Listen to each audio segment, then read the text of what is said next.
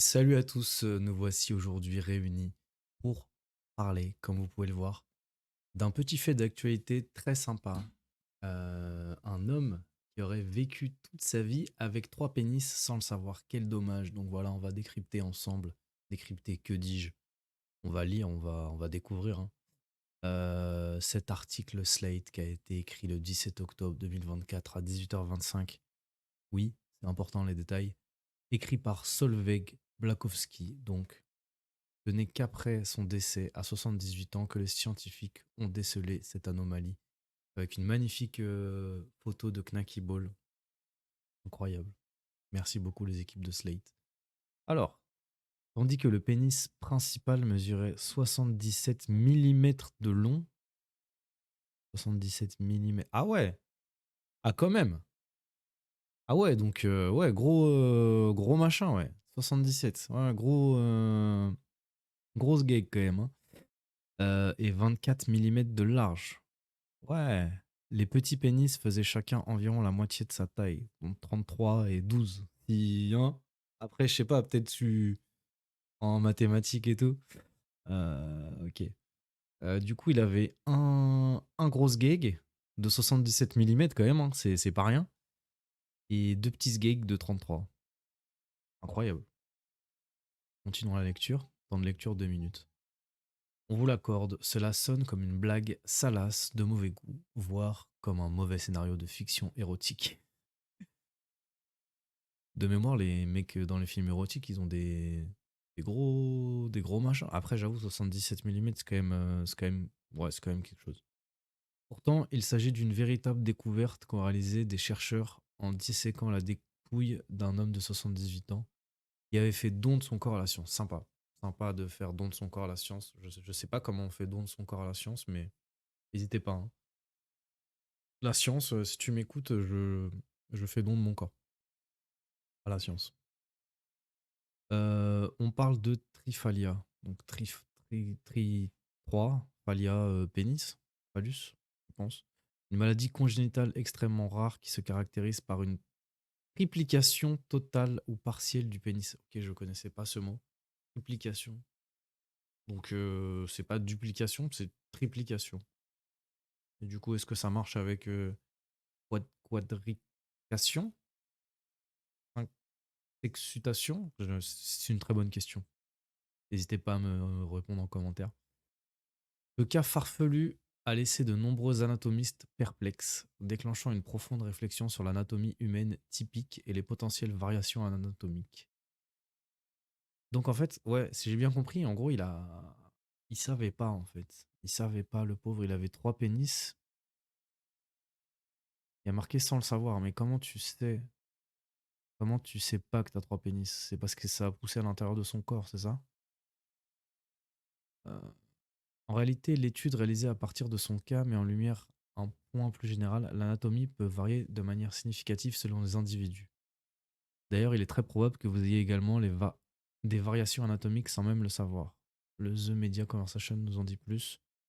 Ce phénomène des plus intrigants. Donc ça se trouve, j'ai trois pénis, voire quatre, voire cinq, et je suis pas au courant. C'est ça en fait que tu es en train de me dire. Moi, je veux le savoir, hein. Je veux faire un scanner de ce gag, hein. C'est mort. Je laisse pas passer ça, hein. Et là, c'est quand même dommage. Le mec a trois pénis et il est pas au courant, quoi. C'est terrible.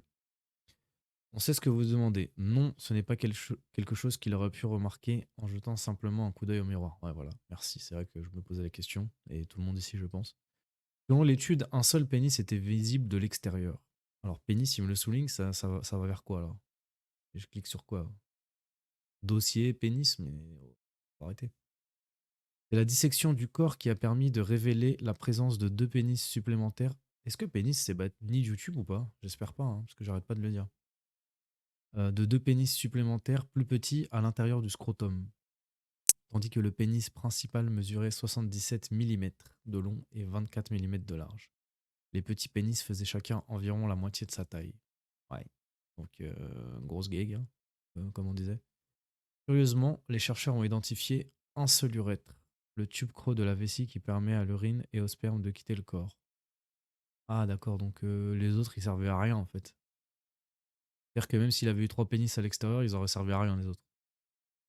Toutefois, les 3 pénis contenaient des tissus érectiles capables de s'engorger, bien qu'il ne soit pas certain qu'ils aient fonctionné indépendamment ou ensemble. Waouh! Donc c'est-à-dire, imagine le mec, les pénis, s'ils étaient hors du corps, le gars, il a une érection, il sait pas lequel des 3. Boum, à sud-gauche. Ah bon? Ah bah aujourd'hui c'est sud-gauche, tiens. Waouh, c'est ouf. Ah bah. Ah ouais, c'est sud-gauche. Ah bah. Ah bah c'est celui du milieu maintenant. Ben ouais. Ah bah là, il y en a deux. Il y a les deux. Il y a gauche et droite. Eh bah ouais, celui du milieu, il est tout mou, mais. Ok. Non, non, non. Ouais, pour les relations sexuelles aussi avec les femmes. Si t'as 3 pénis, comment tu t'organises en fait? Ouais, c'est deux mains. Bref. Non, mais ça laisse penser à des choses.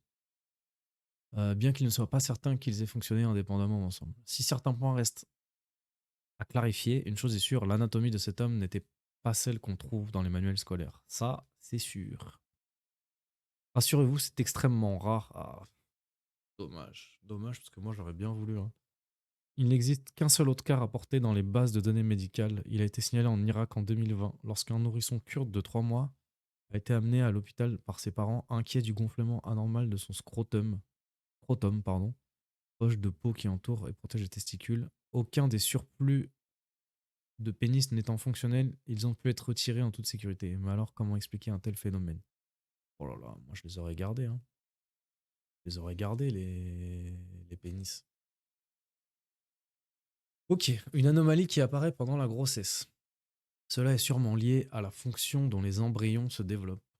En effet, le pénis commence à se développer au début du premier trimestre de la grossesse, période pendant laquelle une femme ne peut pas savoir qu'elle est enceinte. Ok, donc pendant que la meuf, elle est en train de fumer, de boire, de prendre de la drogue, donc tu m'étonnes que nos pénis, ils aient des tailles et des angles bizarres aussi. Notre mère n'était pas au courant.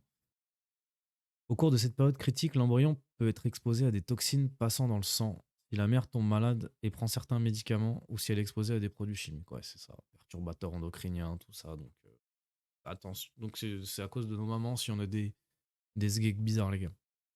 Une autre théorie plausible est celle des facteurs génétiques qui peuvent influencer le développement des organes. Dès la 5e semaine de grossesse, les cellules migrent vers la ligne médiane de l'embryon, où elles contribuent à former le précurseur du pénis. Le précurseur du pénis. Ça s'appelle comment le prépuce? Le pré. Le prénis? Des problèmes dans ce processus migratoire, des anomalies dans un gène de développement ou des fluctuations des niveaux de testostérone pourraient conduire à la formation de pénis supplémentaires. Oh, c'est bon ça.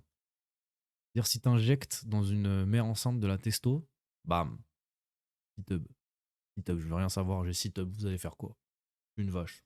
J'ai des pis. C'est pas une tub, c'est des pis. Finalement, tout comme les individus diffèrent par leur apparence extérieure, leur anatomie interne diffère également. Il existe aussi des variations dans les vaisseaux sanguins, les organes, les muscles, les nerfs et même les os. Dans la plupart des cas, elles ne vous empêcheront pas d'avoir une longue vie heureuse. Les scientifiques continuent à travailler d'arrache-pied pour en apprendre plus sur le sujet. Merci Slate pour ce magnifique article. N'hésitez pas les gars, si vous voulez qu'on se retrouve en live, chaîne Twitch, Fiakone. C'est le live, donc c'est marrant, on peut échanger en direct. Voilà, un mercredi sur deux sur Twitch. Gros bisous. N'hésitez pas à vous abonner aussi à YouTube, hein, pour voir d'autres vidéos de ce type, évidemment.